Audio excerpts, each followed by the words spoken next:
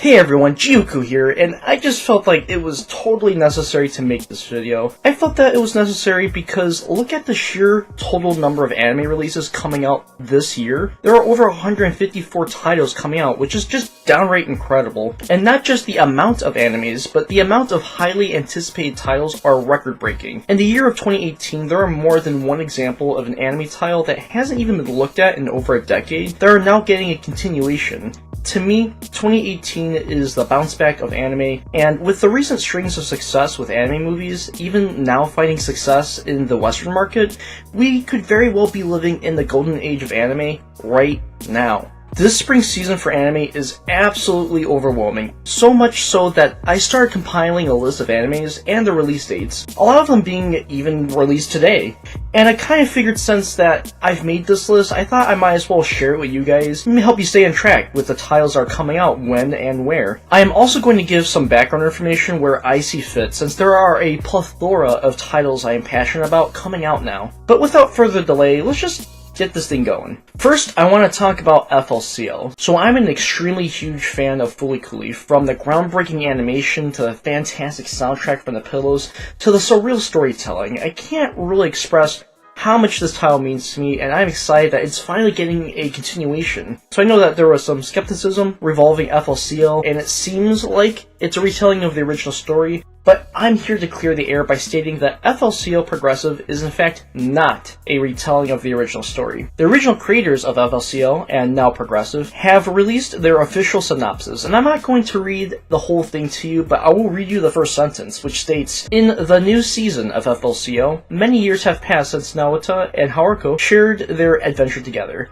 So right from the get-go, in their explanation of the story, they state that this is in fact a direct continuation of the original storyline, which is so much better than just a retelling. Furthermore, there are some interesting things about the production of FLCL. IG Productions is making the second season being FLCL Progressive. However, a completely different production company is creating FLCL Alternative, going by the name of Nut. And they have stated that they are creating something that redefines the meaning of a sequel. I have no clue what the hell that means, but I'm pretty freaking excited. And also, I just wanted to state that Toonami unexpectedly premiered the first episode of FLCL Alternative and a sneak preview in Japanese with English subtitles as part of an April Fool's joke. You want something incredible? April Fool's, here it is!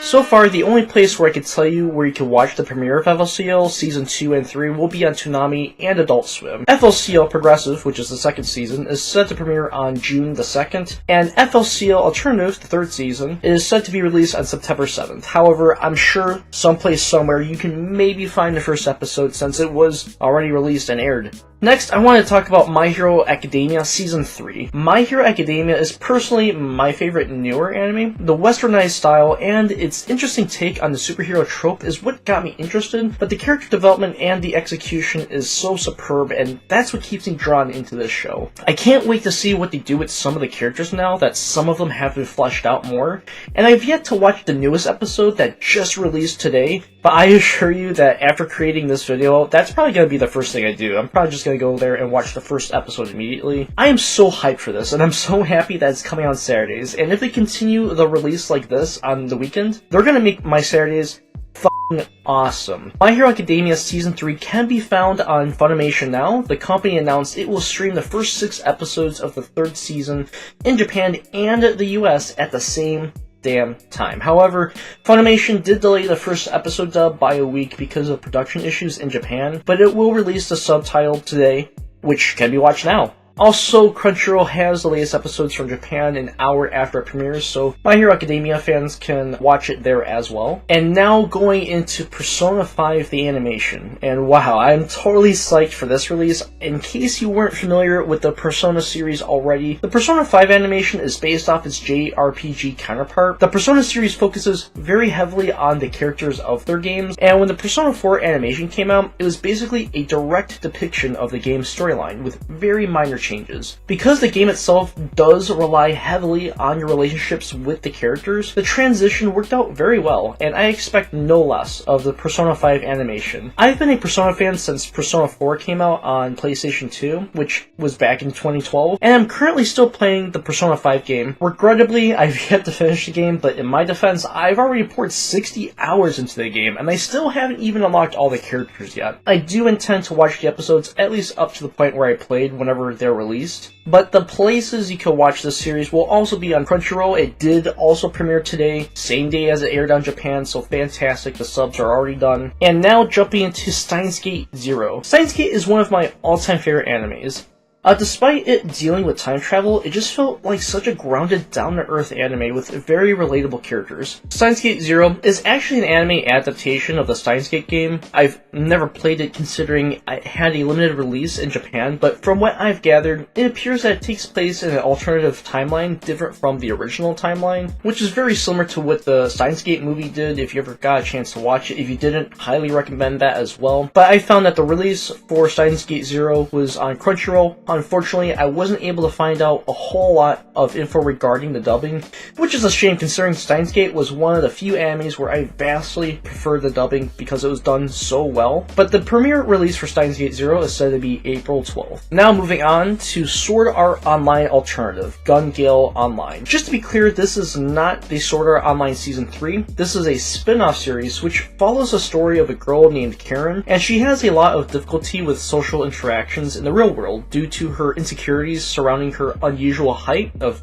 being over 6 feet tall. She enters the world of Gun Gale Online with her avatar, which is ironically less than 5 feet tall. And I just want to state that she has a pink, hold on, I want to repeat, I'll make it clear. I repeat, a pink P90. Isn't that just the cutest thing ever? And though it may not be a continuation of Sword Art Online, I'm very much excited to see just a spin-off of the series, something to hold us over till the 3rd season comes out. Well, the release for the Sword Art Online Alternative Gun Gale Online was supposed to be April 8th, but I'm looking at Crunchyroll's site right now. They have the first episode available already, so if you're a Sword Art Online fan, you can go ahead and check that out right now as well. And continuing on now to Full Metal Panic Invisible Victory. Well, truthfully, I haven't watched Full Metal Panic, at all, and I know that it has a pretty decent following considering how long ago this anime came out. The first season came out in 2002, the second season came out in 2005. I don't know much to say about this, but if it's had a following for that long, I'm assuming it's definitely worth jumping into and checking out. I don't have much to say about the series other than it's premiering on April 13th, and it could be watched on Crunchyroll in Japanese with English subs the day of release. However, I've yet to find out any info of the dubbed release, which I know it will come out soon, and I did see that this is also a title that can be found on Hulu. And the next anime release, we have the 3rd season of Tokyo Ghoul. I know there are a lot of anime fans out there that claim that Tokyo Ghoul is their favorite anime, and I mean,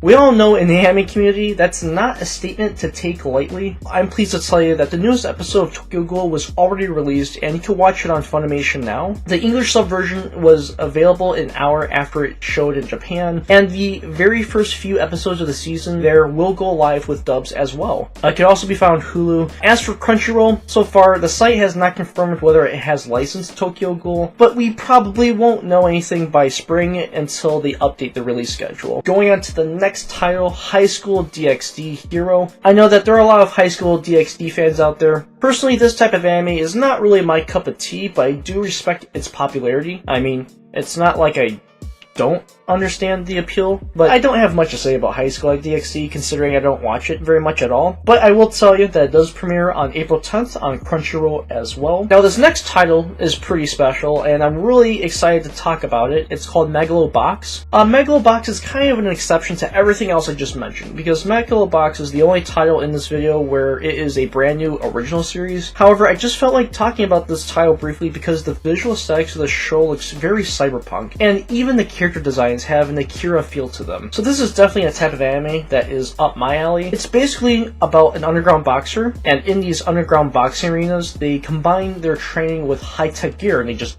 duke it out. So this setup just by itself sounds very invigorating. It's a really fun and unique take on the sports genre of anime, and just by looking at the trailer, the fighting scenes look like they're going to be an absolute blast to watch. Megalo Box can be found on Crunchyroll, and the first episode is already out, which came out on April 6th, so that's something you can watch right now as well. And that wraps up all the titles that I wanted to talk about today. I know that in this video, I mainly focused on titles that I'm mainly passionate about, and also shows that were sequels and spin-offs, considering that they are all animes I'm already going to be familiar with. But if you want me to create something similar for just original animations as well, I can definitely do that if you want me to. You just have to request it. Also, if you thought this video was helpful and you enjoyed it, please drop a like. If you're new, please subscribe.